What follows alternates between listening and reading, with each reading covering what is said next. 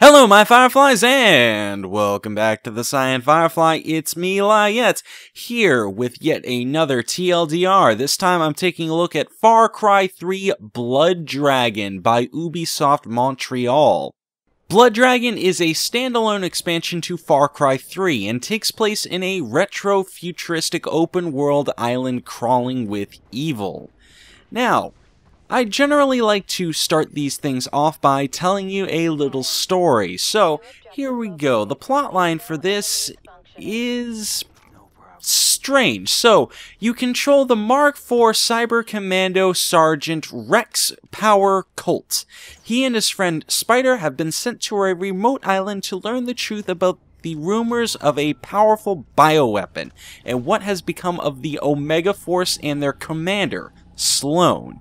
It is very interesting, set in a retro-futuristic universe. It's set in 2007, which was, yes, in the past, but it's from the perspective of what we thought the future would be in the 80s, hence the term retro-futuristic. It's not a very common theme, but it does exist.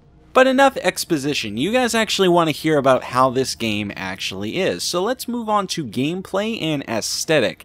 First of all, this game has every single thing that was in Far Cry 3, but cranked to 11 billion. It is extremely wacky and zany and does not take itself seriously at all.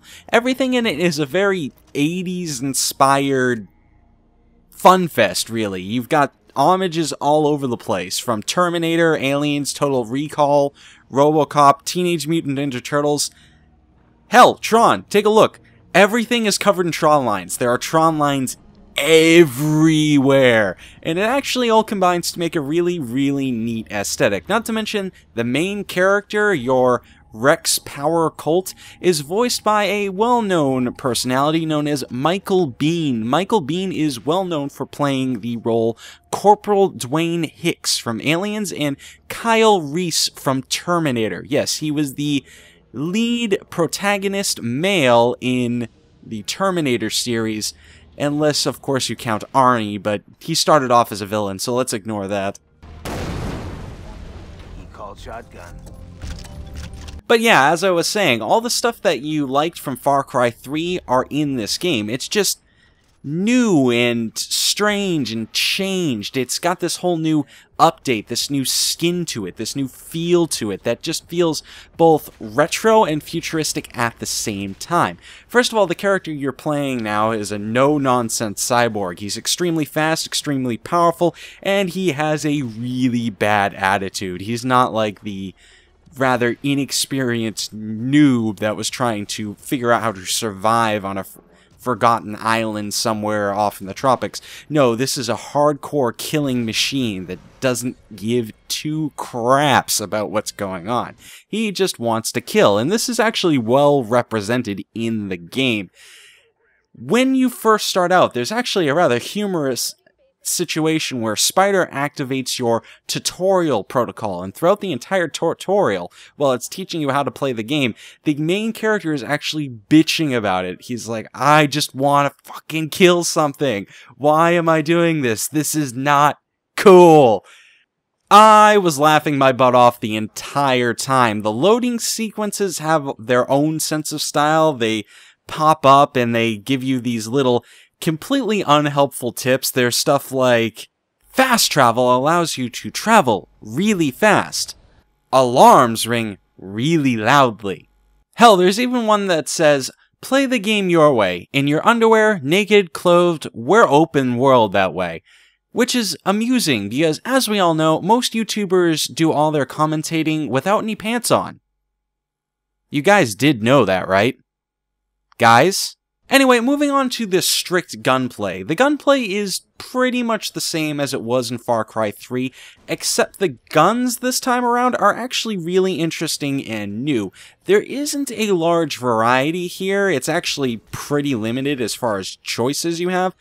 But again, the game's only $15 and it's actually really small to begin with. But you have things like a sniper rifle that can be upgraded to be fully automatic and shoot explosive rounds, as well as have a super high power scope, so you can shoot somebody from 3 miles away with explosive rounds with impunity. It's pretty hilarious. I've taken out numerous cars doing this. It's actually pretty hilarious to see an armed convoy just explode and everybody be completely confused. Where the hell did that come from? You also have a pistol that's a complete homage to RoboCop. It's actually called the AWJ, named after the titular character. And it's also modeled after the gun itself too. It's pretty interesting. And not to mention the shotgun, which is definitely modeled after the shotgun that Arnie used in all of the Terminator movies. But the ways that you can upgrade it that are just absolutely inane. You can get a bandolier that gives you 80 rounds you can carry around, and you can also get a stupidly large clip for it. I think it's like 18 shells.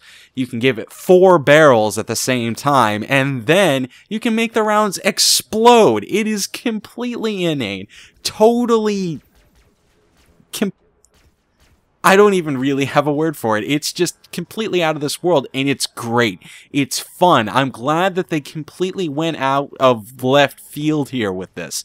Everything is crazy. Everything is a breath of I cannot talk anymore. It is a breath of fresh air. I do not get to see games that do not take themselves seriously anymore. Gaming has gotten to become such a gritty, realistic, it's just, I want to play games that are fun and silly sometimes, and I'm not getting a lot of that, which is why I love Blood Dragon for what it is. It's a return to that silly, zany, first-person shooter style type of thing that I really got into as a child. I still remember Serious Sam when that came out, and I thought, oh man, games are gonna actually start doing this again, and I was kind of disappointed when Call of Duty came out and everything just kind of started trying to steal Halo's thunder, at least when it came to first-person shooters. So I really, really like Blood Dragon for what it is, just based on that fact. The fact that it's different, it's ridiculous, it's silly, it's not meant to be taken seriously, it's just stupid fun. I guess I should probably actually address why it's called Blood Dragon in the first place. Well, as a retro-futuristic game, all the creatures in the future are seen as these cybernetic mutants, and of course, this includes the Blood Dragons, the creature that the game is actually named after. You can find these massive beasts that are roaming the countryside. They are, of course, covered in Tron lines, just like everything else in the game, but they are extremely brutal monsters. They are capable of demolishing you, and they have really bad attitudes. And they have really neat mechanics that are purely based around them. You are capable of stealing hearts from the corpses of cyber soldiers, and these hearts attract blood dragons. They like the smell or something, I don't know. They apparently feed on cybernetic organisms. And if you take one of these hearts and you hurl it somewhere, the blood dragon will immediately rush over that place to investigate, and you can use this in some pretty creative ways. You can have this blood dragon go charging in and take out all your enemies for you, because they're ridiculously powerful. Not to mention they shoot frickin' lasers from their eyes and mouth at the same time. It's actually kind of insane. But because this is still Far Cry 3, you have the base claim mechanic that you had in the previous one. You actually have to go and liberate garrisons. So instead of just going through and gunning everybody down, you can actually be a little creative here. You can actually figure out how to lower the shields around a garrison, and a blood dragon will come wandering in, and it will start screwing up everybody's day. But the challenge doesn't end there, now does it? No, that would be way too simple. Once it's actually killed everybody, you actually now have to figure out how to get the blood dragon back out of the base, which could be rather simple or rather hard depending on how many hearts you have left. Fortunately, I spent a crap ton of time playing the game, so I had like 99 hearts, so it was pretty easy to get it out of there. But of course, you can also try to kill the thing, which is far less recommended. But depending on which garrison you're in, you might have to. There's one that's completely underground. Good luck trying to get that thing back out of the entrance without it, stampeding over you and eating your face off.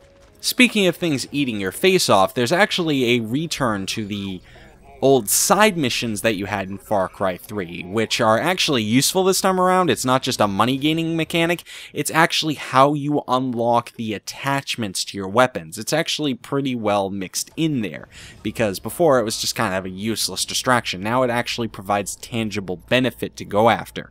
So there is that. But they've been improved this time around. They're actually kind of unique. For instance, there's one where you have to go find a blood dragon that has a horn on its head. It's actually even more angry and irritating than the previous ones. There's also one that brings you down into a sewer where you have to kill 4 tortoises. I'll let that one stew in your head for a little bit. Yeah, 4 tortoises in a sewer. But as with any game, it does have its problems. Now, this game is actually really poorly optimized for NVIDIA cards. It's actually really disappointing. I could not do a live video for you guys because if I kept on recording for too long, it would just completely break the game because of the disagreements it has with NVIDIA. It just slows my system down to the point where it just gets reduced to a crawl. I'm lucky I got what footage I could. Then, personally, I think everything in the game is really expensive. If you want to actually unlock everything, you're going to have to spend a lot of time grinding, which can be a little boring, to be honest. I want to experience action. I don't want to have to go and loot every corpse, so I'm making sure to get all the money I can. And not to mention the exploration, not as impressive as it was in Far Cry. The island is actually a lot smaller, and it's kind of a lot of the same, so I really don't want to go around looking for collectibles. And not to mention, another amusing point is that your character doesn't want to either. He actually complains a lot. What's the line he uses? I hope I don't have to collect any fucking flags. It's pretty humorous. The last thing I have to mention is maybe this game is a little too cheesy for younger audiences. It's definitely not the target demographic for this game. If you were born, I don't know, maybe post-95, a lot of this might be going over your head, because again, a lot of the stuff in this is, you know, homages to Terminator, Aliens, a lot of movies that came out kind of before you were born. I know there's a direct remark to Total Recall that I almost missed. They mention a company that's owned by a Mr. Hauser, which got a chuckle out of me, but I guarantee if I showed my younger brother it'd go completely flying over his head. Which is okay, there's nothing wrong with it. I'm just saying, if you're a younger person, you might not have as much fun with this as I did. But I suppose I'm just nitpicking, really, at this point, because other than the performance issues with NVIDIA cards, I don't really have too many problems with this game. For every small thing I have an issue with it, I realize just how ridiculous and how much fun I'm having. I just flipped off a guy and then shot him with an explosive sniper rifle. I just ran a guy over with a jet ski. I just punched a cybernetic shark in the face. It's just ridiculous, funny, and hilarious, and I'm having a great job with it. I honestly think that Blood Dragon is worth $15 or your regional equivalent. I fully endorse people buying this game and playing it. The regional pricing should be up on the screen about now, so if you feel the price is worth it yourself, if you've enjoyed this little video, feel free to pick it up at the nearest retail, whatever you have access to. Be it Steam, Xbox Live, Gamersgate, whatever it is, pick it up, play it, and have a great time with it. Just keep in mind, do not take it seriously. It is not intended to be taken seriously. It does not take itself seriously. So if you try to take it seriously, you are going to have a bad time. But for now, this is Lyiat with TheCyanFirefly, killing my childhood one mutated tortoise at a time. I'll catch you later, Fireflies. I fucking hate tutorials, and this one is terrible.